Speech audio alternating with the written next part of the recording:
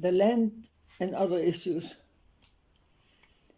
Despite being far from an expert, during my time in Chile, I have learned a lot about the big land reform and redistribution in the 1960s and 70s, which was one of several at the time in South America. And then I observed what became of it a generation or more later, around the year 2000. There are many lessons to be learned. In the 1960s, almost all Chilean land and agriculture was controlled by big landowners, and the great majority of rural folk were peasants in the service and living on the big farms called fundos, from the word latifundia, great landed estates, or haciendas. Chile is one of the oldest democracies in the world, but those landowners controlled the vote of their workers, that is, the whole peasant class of Chile at the time. Also, agronomists pointed out that productivity of the land was low, and farm workers began to protest their bad conditions and dependence.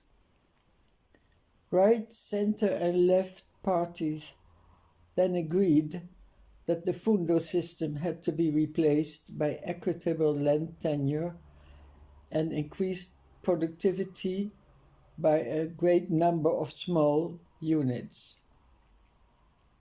The state land was redistributed, as was the land owned by the church. Big landowners' farms were expropriated and distributed among male workers above 18 years of age. The plots were determined for family farms according to agricultural use and quality of the soil, as well as access to water. Central Chile is very dry. Although the former landowners were among the staunch supporters of General Augusto Pinochet, after his military coup in 1973, Pinochet did not reverse the land reform that was then in its latest stages. He did outrule production cooperatives that served the new farmers in favor of full private ownership.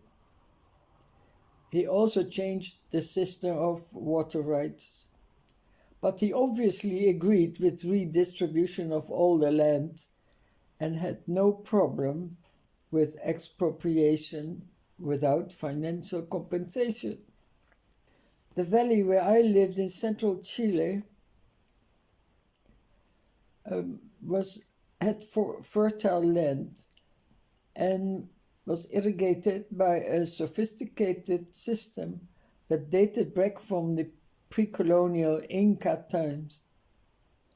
The Incas were geniuses in irrigation and other public works. The soil in this area was especially fit for horticulture, and the climate as well. But people also kept some cattle and horses. The distributed irrigated plots were 4 or 6 hectares in size, the bigger ones including more stony soil. Moreover, each family received grazing rights on the non-arable mountain slopes. The former landowners were allowed to keep only 40 hectares, together with their mansions, chapels, horse stables, and some sheds. In other parts of the country, the same criteria of fertility, climate, and water were applied, But the land reform plots were very much bigger, notably in the south, where cattle farming was prevalent. Without cooperatives, individual family farmers faced a lack of capital, and still 30 years later, constant abuse by traders and agribusiness in the commercialization of their product. Many also needed different farming skills in the beginning. In my valley, they had to learn horticulture, that is, to grow vegetables for the market.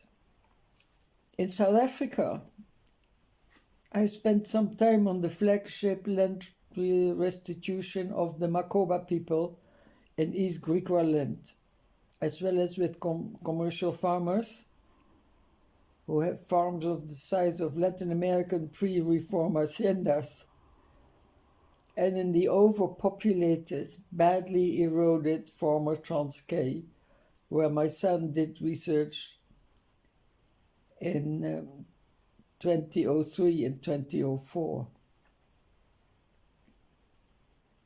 A few years later, I was quite excited about the 2009 strategic plan that rightfully integrated rural development and land reform,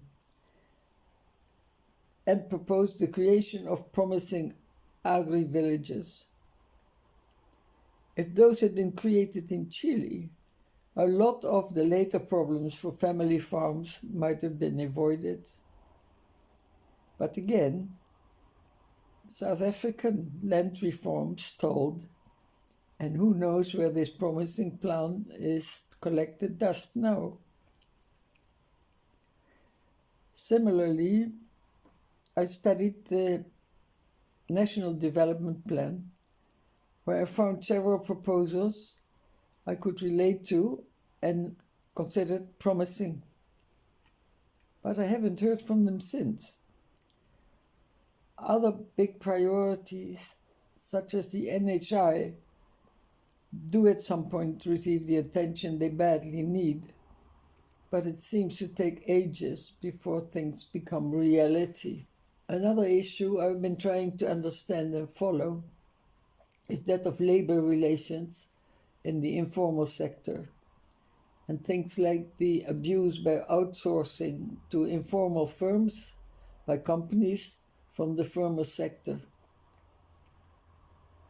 Briefly, it often looked as if the government was fighting a losing battle in what are the great and most urgent objectives of the National Democratic Revolution.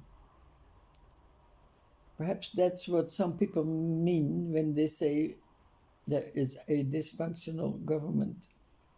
It goes without saying that one can only praise the advances in social security, the grants and pensions, the UIF, again for the formal sector and not really social security yet. And despite the many problems, advances in education and housing, all from the early use of democracy. Assessing the overall performance of the ANC can't be easy for anyone, let alone if one suffers the frustration of not being able to come to South Africa more often and for longer periods. Let me say something that I find worrisome. Each time I come to South Africa, I feel disconcerted by the ever-increasing number of gates and fences. I ask my comrades, so where will you stop? At the Zimbabwe border, or what? And they don't reply. I know violence and criminality are tremendous problems. Of course, it also derives straight from the violent past and is intractably connected to inequality and poverty. But something in me says that all the security gates and fences point in the wrong direction.